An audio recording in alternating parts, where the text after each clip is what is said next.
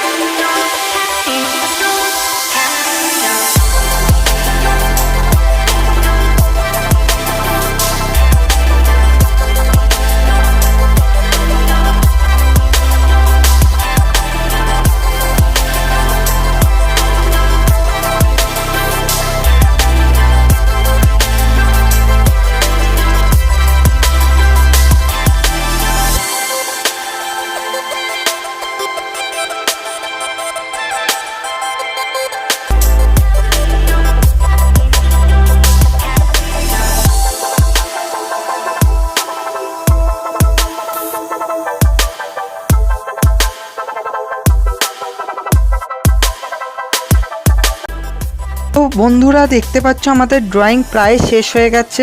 আমরা যথেষ্ট ভালোভাবে স্টেপ বাই স্টেপ কালার করেছি। দেখতে পাচ্ছ আমরা শেড যে জায়গাগুলো দিচ্ছি তার উপর আমরা হোয়াইট দিয়ে যাতে গ্লো করে তার জন্য করছি। আর জলের জায়গাটা আমরা ব্ল্যাকের সাথে সাথে হোয়াইট দিয়ে কাজ করছি। নৌকারতেও দেখতে পাচ্ছ আমরা কিভাবে শেড দিয়েছি। তো গাইস আমাদের পুরো ড্রয়িং কমপ্লিট, দেখতে পাচ্ছ খুবই অ্যাট্রাকটিভ লুক লাগছে। আর বলবো এই ড্রয়িংটাকেও অন্তত 1 থেকে 2 দিন অন্তত ড্রাই করার জন্য রেখে দেবে এই রকম অবস্থায়, যাতে কোনো কিছু যাতে গাইস টাচ না লাগে। আই হোপ গাইস তোমাদের ভিডিওটা ভালো লেগেছে। আমার চ্যানেলকে গাইস সাবস্ক্রাইব করে রাখো, প্রতিদিন নতুন নতুন টিউটোরিয়াল তোমরা প্রতিদিন পাবে।